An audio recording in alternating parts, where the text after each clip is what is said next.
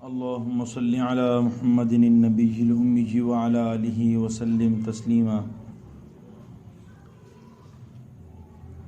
أعوذ بالله من الشيطان الرجيم. بسم الله الرحمن الرحيم.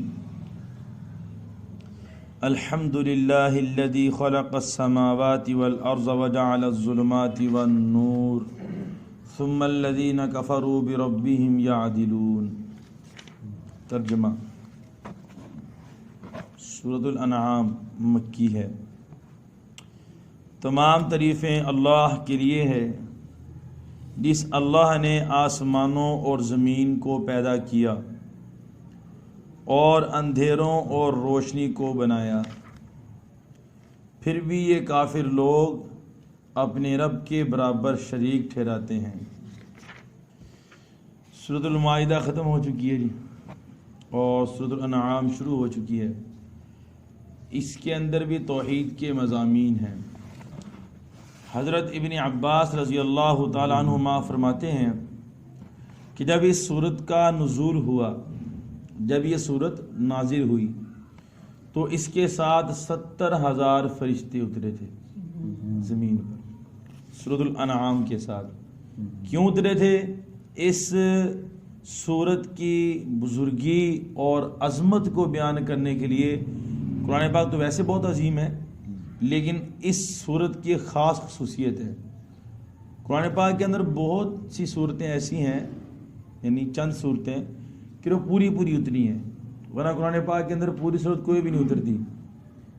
کبھی 2 آیات، 3 آیات، 4 آیات، 5 آیات، 6 آیات، یعنی اس طرح موقع محال کے حساب سے اللہ تعالیٰ نے 23 سال کے اندر قرآن پاک کو اتارا. لیکن کچھ صورتیں ایسے ہیں جیسے سورۃ الانعام ہوگی، اس طرح آگے اور بھی صورتیں بھی آئیں گی انشاءاللہ. تو ان کا نزول جو ہے اللہ تعالیٰ نے ایک دم کیا، یعنی پوری صورت کو اتار دیا. اللہ تعالیٰ کی حکمت ہے پوری صورت اتارنے کے اندر. بہرحال اس صورت کے اندر اللہ تعالیٰ کی توحید کا بیان ہے. تو صورت کو شروع کیا الحمدللہ. فرماتے ہیں کہ الحمدللہ کا ترجمہ تو آپ نے سن لیا کہ تمام تعریفیں اللہ کے لیے ہیں. اب اس سے بتانا کیا مقصود ہے، مراد کیا ہے؟ کیا کہتے ہیں کہ امت محمدیہ صلی اللہ علیہ وسلم کو حمد باری تعالیٰ کی تعلیم دینا ہے، کہ امت کو سکھانا ہے کہ تمام کی تمام تعریفیں اللہ ہی کے لیے ہیں اور اللہ ہی کی تعریف بیان کریں. اللہ کے علاوہ کسی اور کی تعریف بیان کرنا کسی انسان کو شائبہ نہیں دیتا. اللہ کی تعریف بیان کریں، اس بات کو سکھانے کے لیے الحمدللہ کا لفظ شروع کے اندر لے کر آئے. اور اس میں اشارہ یہ ہے کہ اللہ رب العزت کو کسی کی حمد کی ضرورت نہیں ہے. اگر اللہ تعالیٰ کی کوئی حمد کرے یا نہ کرے، اللہ تعالیٰ اپنی ذات میں خود ہی محمود ہے. خود ہی اللہ تعالیٰ جو ہے اپنی ذات میں محمود ہے. یہ نہیں کہ وہ لوگ جو ہے اللہ تعالیٰ کی حمد بیان نہیں کریں گے تو اللہ کی ذات میں نعوذ باللہ کوئی کمی آ جائے گی، ایسی بات نہیں ہے. یا اللہ کی صفات میں کوئی کمی آ جائے گی، ایسی بات بھی نہیں ہے. بلکہ حمد کی تعلیم تو امت کو ہے کہ تم اللہ تعالیٰ کی حمد بیان کرو تاکہ تم اللہ کے قریب ہو جاؤ. اگر نہیں کرو گے تو اللہ تعالیٰ سے دور ہو جاؤ گے. اس کا مطلب یہ نہیں ہے کہ تم حمد نہیں کرو گے، حمد باری تعالیٰ نہیں کرو گے تو اللہ تعالیٰ کی شان میں کوئی کمی آ جائے گی، ایسی کوئی بات نہیں ہے. تو اللہ تعالیٰ ہی واقعی تعریف کے اور حمد کے لائق ہیں. تعریف اس کی جاتی ہے جو حقیقی معنی میں تعریف کا مستحق ہو. تو اللہ تعالیٰ سے بڑھ کے کوئی بھی تعریف کا مستحق ہے ہی نہیں. آگے اللہ نے دلیل دی کہ کیوں اللہ تعالیٰ جو ہے حمد کے لائق ہیں، کیوں اللہ تعالیٰ کے لیے ساری حمد ہے. کہتے ہیں اللہ تعالیٰ نے آسمانوں اور زمین کو پیدا کیا. اللہ تعالیٰ نے پوری دنیا کے اندر جو سب سے بڑی مخلوق ہے آسمان اور زمین، اس کا ذکر کیا یہاں پر کہ آسمان بھی اللہ نے پیدا کیے، زمین بھی اللہ نے پیدا کی ہے. یہ ہے اللہ تعالیٰ کے قابل حمد ہونے کی دلیل. اللہ تعالیٰ کے لیے ہم حمد کیوں بیان کرتے ہیں؟ اس لیے کہ اللہ نے آسمان و زمین کو پیدا کیا ہے. کوئی ہے آسمان و زمین کو پیدا کرنے والا تو سامنے آئے. کسی کے پاس اتنی طاقت ہے، پاور ہے جو آسمان اور زمین کو پیدا کر کے دکھائے، آئے سامنے. وہی جو ہے حضرت موسیٰ علیہ السلام جو ہے وہ فرعون کے پاس دعوت لے کر گئے، جا کے اس کو دعوت دی. حضرت ابراہیم علیہ السلام دعوت لے کر گیا نمرود کے پاس کہ بھائی مسلمان ہو جا، اللہ کو مان لے. کہتا ہے کہ میں خود رب ہوں، انا ربکم الاعلی، مجھ سے بڑا رب کوئی نہیں ہے، میں سب سے بڑا خدا ہوں. حضرت موسیٰ نے فرمایا بھائی میرا اللہ تعالیٰ وہ ہے جو زندہ کرتا ہے اور مارتا ہے. اس نے کہا یہ تو میں بھی کر سکتا ہوں. جب عقل پہ پٹی بڑی ہو تو اس کا کوئی علاج نہیں ہوتا. اس نے کیا کیا، جس قیدی کو چھوڑنے کا حکم تھا اس کو مروا دیا، اور اس کو قید کرنے کا حکم تھا اس کو چھوڑ دیا. کہا دیکھ لو یہ تو میں بھی کر سکتا ہوں. اس کو میں نے چھوڑنے کا حکم دیا تھا، اس کو میں نے موت دے دی ہے. اس کو قید کرنے کا حکم دیا تھا، اس کو میں نے آزاد کر دیا. تو یہ زندگی ہوگی نا، آزاد کر دینا کسی کو، کیا ایسے زندگی ہوگی، جو مرضی کرو. تو حضرت ابراہیم علیہ السلام فرماتے ہیں کہ ان کے دل میں یہ بات آئی کہ یہ بندہ ایسے نہیں سدھرے گا، اس کو کوئی ایسی مثال دینی پڑے گی جو اس کے پاس نہ ہو. کہ میرا اللہ وہ ہر صورت کو مشرق سے نکالتا ہے، فَأْتِ بِهَا من المغرب، تیرے پاس طاقت ہے تو مغرب سے نکال کے دکھا. فَبُهِتَ الَّذِي كَفَرَ، وہ لاجواب ہو گیا. اللہ ہی ہے سورج کو مشرق سے نکالتا ہے، تیرے پاس طاقت ہے تو رب ہے تو لا مغرب سے آ گیا، لاجواب ہو گیا. تو وہ بھی سورج بھی اللہ تعالیٰ کی ایسی نشانی ہے کہ بڑی نشانیوں کے اندر شمار کی جاتی ہے. لیکن چونکہ بنیادی طور پہ آسمان اور زمین ہمارے ایک چھت ہے ایک نیچے، تو لہٰذا اللہ تعالیٰ نے اس کو بیان کر دیا. لیکن یہ بھی اللہ تعالیٰ کی بڑائی کی دلیل ہے. آگے فرماتے ہیں اچھا پھر یہاں پر سماوات، آسمانوں کو پیدا کیا اور زمین کو پیدا کیا. حالانکہ آگے آیت انشاءاللہ آئے گی 28ویں سپارے کے اندر سورۃ تغابن کے اندر بھی 7 آسمان ہے 7 زمینیں ہیں. اللہ تعالیٰ نے یہاں پر فرمایا آسمانوں کو پیدا کیا اور زمین کو پیدا کیا. یعنی ظاہر تو یہ سمجھ میں آتا ہے کہ آسمان کئی ہیں اور زمین ایک ہے. تو فرماتے ہیں کہ اصل میں زمین مٹی ہوتی ہے تو ساری 7 زمینیں مٹی ہی ہیں. تو اللہ تعالیٰ نے پھر اس کو ایک کے ذکر کرنے پر اکتفا کر دیا. اور آسمان جو ہے ہر آسمان دوسرے آسمان سے مختلف ہے. ہر آسمان کی حیت، ہر آسمان کی کیفیت، ہر آسمان کی صورتحال دوسرے آسمان سے مختلف ہے. لہذا اس کو اللہ تعالیٰ نے زیادہ ذکر کر دیا. آگے بھی فرماتے ہیں وَجَعَلَ الظُّلُمَاتِ وَالنُّورَ، اندھیروں کو پیدا کیا اور روشنی کو پیدا کیا. اب یہاں بھی وہی بات ہے. پہلی بات ہے کہ اندھیروں سے مراد کیا ہے اور روشنی سے مراد کیا ہے. یہاں پر فرماتے ہیں کہ اندھیرے، اس سے مراد غلط راستے، گمراہی کے راستے مراد ہیں. جتنے بھی گمراہی کے راستے سارے اندھیرے اور تاریکی ہیں. اور نور ہدایت کا راستہ، اور ہدایت کا راستہ ہمیشہ ایک ہی ہوتا ہے. لہذا اللہ تعالیٰ نے اس کو نور سے ذکر کیا. گمراہی کے راستے ہزاروں ہیں، لہذا اس کو ظلمات سے تذکرہ کیا. ایک اس کا مطلب یہ بھی ہے اللہ تعالیٰ نے اندھیریوں کو پیدا کیا اور روشنی کو پیدا کیا. یعنی اللہ تعالیٰ نے فَأَلْهَمْهَا فُجُورَهَا وَتَقْوَاهَا، اچھائی کا راستہ بھی دکھا دیا ہے، برائی کا راستہ بھی دکھا دیا ہے. پر حکم دیا اچھائی کے کرنے کا، برائی کو چھوڑنے کا حکم دیا. اب ہر انسان کا خود اختیار ہے، جو کرنا چاہے وہ کر لے. ثُمَّ الَّذِينَ كَفَرُوا بِرَبِّهِمْ يَعْدِلُونَ، پھر بھی اللہ تعالیٰ کہتے ہیں اتنی بڑی نشانیاں میں نے پیدا کر دی، پھر بھی کافر لوگ میرے برابر شریک ٹھہراتے ہیں. کتنے لوگ دنیا کے اندر پھر رہے ہیں جانتے بوجھتے ہوئے، عیسائی لوگ جانتے بوجھتے ہوئے حضرت عیسیٰ علیہ السلام کو اللہ تعالیٰ کا بیٹا قرار دے دیا.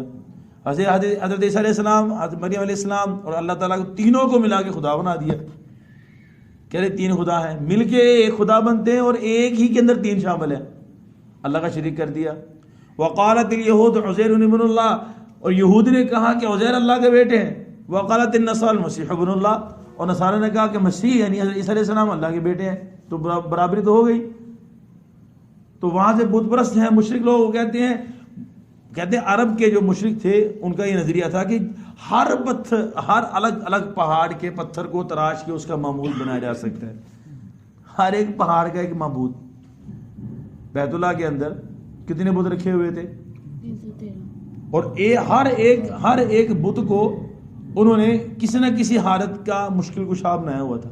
یہ بارش کا بت ہے، یہ رزق کا بت ہے، یہ بچے دینے والا ہے، یہ بچیاں دینے والا، یہ جو ہے ہمارا کاروبار کھولنے والا، یہ ہمیں زمین دینے والا، یہ فلاں. سب کے اوپر پانی پھیر دیا. معبود صرف ایک ہے، لا الہ الا اللہ، بس، اور کوئی معبود نہیں ہے.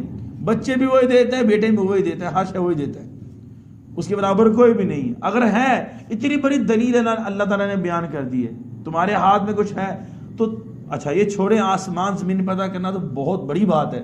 یا ایھا الناس ضرب مثل فاستمعوا لہ، اے دنیا بھر کے انسانوں، ایک اللہ تعالیٰ تمہارے سامنے مثال بیان کرتے ہیں. ان الذین تدعون من دون اللہ، جن کو اللہ کے علاوہ تم پکارتے ہو، یعنی اللہ کے سوا ساری دنیا، جن کو تم نے معبود بنا رکھا ہے، سارے معبودوں کو اکٹھے کر لو، لن یخلقوا ذبابا، ایک مکھی بھی پیدا نہیں کر سکتے، وَإِن يَسْلُبْهُمُ الذُّبَابُ شَيْئًا لَّا يَسْتَنقِذُوهُ مِنْهُ، مکھی پیدا کرنا چھوڑو، جو مکھی تمہارے سامنے سے کھانا اٹھا کے لے جائے، اس مکھی کے منہ سے تم اس کا اٹھایا ہوا ذرہ بھی نہیں نکال سکتے، تو تم مکھی بھی پیدا کرنا دور کی بات ہے، اس کے منہ سے ذرہ نہیں نکال سکتے، تو تمہیں اللہ تعالیٰ کے برابر ان کو شریک کرنے کی ضرورت کیا ہے؟ جو معبود ایک مکھی کے منہ سے ذرہ نہیں نکال سکتے تو وہ تمہیں کیا فائدہ دیں گے؟ اسی طریقے سے حضرت ابراہیم علیہ السلام نے اپنے والد صاحب کو دعوت دی کہ اے ابا جان، آپ ان بتوں کی کیوں پوجا کرتے ہیں؟ نہ یہ سنتے ہیں، نہ یہ دیکھتے ہیں، کسی کو فائدہ نہیں پہنچا سکتے، اب ان کے سامنے کھانے رکھے ہوئے ہیں اور کھانا ان کے سامنے چوہے اٹھا کے لے کے جا رہے ہیں، جانور اٹھا کے لے کے جا رہے ہیں، وہ اپنے سامنے رکھے ہوئے کھانے کو نہیں بچا سکتے۔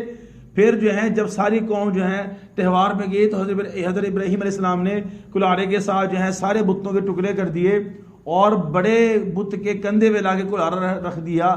جب انہوں نے آگے پوچھا کہ کس نے کیا، کہا یہ ان کے بڑے نے کیا، ان میں سے بڑا اس نے کیا، کبیرہم ھذا، ان میں سے بڑے نے کیا۔ پھر انہوں نے سمجھایا کہ جو بت خود جو ہے اپنی حفاظت نہیں کر سکتے تو تمہاری کیسے حفاظت کریں گے؟ ایک پتھر کو اپنے ہاتھ سے بنایا، تراش کے اپنے سامنے رکھ دیا، یہ ہمارا خدا ہو گیا؟ خدا تو وہ ہے جو مخلوق نہیں ہے، خالق ہے۔ اللہ تعالیٰ کو پہچاننے کا عام سادہ سا قاعدہ کلیہ کہ وہ کسی کا محتاج نہیں ہے، بس وہ خدا ہے، وہ اللہ تعالیٰ ہے، وہ رب ہے، رب العالمین ہے۔ اب دیکھا جائے کون ایسا ہے، تو مخلوق میں تو آپ کو کیسا نظر آئے گا؟ مخلوق تو اپنی وجود میں محتاج ہے، تو آپ کو کیسے قائم کرے گی؟ تو ہو ہی نہیں سکتا۔ تو ثم الذین کفروا بربہم یعدلون، پھر بھی کافر لوگ اللہ تعالیٰ کے سامنے برابر ٹھہراتے ہیں، شریک ٹھہراتے ہیں۔ پتہ نہیں کیا ہو گیا ان کو، اتنی بڑی نشانیاں دیکھ کے بھی دل نہیں پیستا۔ تو لوگوں کو سمجھانا چاہیے، یہ تو کفار کے متعلق ہو گیا نا، بات کرنے کے تو یہ بھی بات آ رہی تھی، ہمارے لوگوں کے اندر کتنے ایسے لوگ ہیں، انہوں نے بت کو خدا بنایا، ہم نے قبروں کو بنا دیا۔ کیا کمال ہو گیا ہمارا، ان کے فرق کیا ہو گیا؟ وہ جا کے بت پہ چڑھاوے کر رہے ہیں، ہم جا کے دربار پہ کر رہے ہیں، فرق کیا ہو گیا؟ وہ جا کے بتوں سے مانگ رہے ہیں، ہم جا کے قبروں سے مانگ رہے ہیں، کیا فرق کر دیا؟ یاد رکھیں، اگر عقیدے سے کوئی بندہ یہ بات مانتا ہے تو بندہ کافر ہو جائے گا۔ وسیلہ ایک الگ چیز ہوتی ہے، وہ ایک الگ چیز ہے، لیکن وسیلے کو ہم خدا نہیں مانتے، نہ اس کو واجب مانتے، نہ فرض مانتے ہیں۔ مستحب عمل ہے، کوئی کر لے ٹھیک ہے، پر جا کے اس طرح قبروں کے اوپر چڑھاوے چلانا اور ان کو سجدے کرنا، ان کو جا کے بوسے دینا، چوما کرنا، اور جا کے ان کو چادر چڑھانا، پھول چڑھانا، اور یہ سمجھنا کہ یہ پھول نہیں چڑھائیں گے تمہارا نقصان ہو جائے گا، ہم جا کے دربار کی صفائی نہیں کریں گے تو نقصان ہو جائے گا۔ کبھی مسجد کی صفائی کرنا تو یاد نہیں ہے آپ کو، جو اللہ کا گھر ہے، کیا آپ کو دربار کی صفائی یاد آ گئی ہے؟ کبھی مسجد کے اوپر خرچہ کر کے لائٹیں لگانا اور مسجد کو خوبصورت بنانا تو آپ کو یاد نہیں آیا، جا کے دربار کو خوبصورت بنانا یاد آ گیا۔ یہاں کوئی پرفیوم لا کے رکھ دے مسجد کی اندر ماحول کو صاف کرنے کے لیے، یہ تو کبھی یاد نہیں آیا، وہاں لا کے اگربتیاں جلا رہے دربار کے اوپر۔ یہ ساری رسومات بدعات، اس کے اسلام سے کوئی تعلق نہیں ہے۔ تو اگر ہم بھی ویسے کام کریں جیسے انہوں نے کیا، انہوں نے بت کو سجدہ کر دیا، ہم نے قبر کو کر دیا، تو پھر فرق کیا ہوا ہمارے اور ان کے اندر؟ توحید تو نہ رہی پھر ہمارے اندر، ان کے اندر فرق کرنے کے صرف ایک توحید ہی تو ہے، لا الہ الا اللہ۔ جب وہی ہمارے اندر نہیں ہے تو پھر کچھ بھی نہیں ہے۔ تو اللہ سے دعا ہے کہ اللہ جل شانہ ہم سب کو جو ہے عمل کرنے کی توفیق عطا فرمائے۔ بسم اللہ الرحمن الرحیم، اللہم انت السلام ومنک السلام، تبارکت ربنا وتعالیت یا ذا الجلال والاکرام، اللہم اہدنا واہد بنا واجعلنا سببا لمن اہتدی، صلی اللہ علی النبی الکریم وعلی آلہ واصحابہ اجمعین۔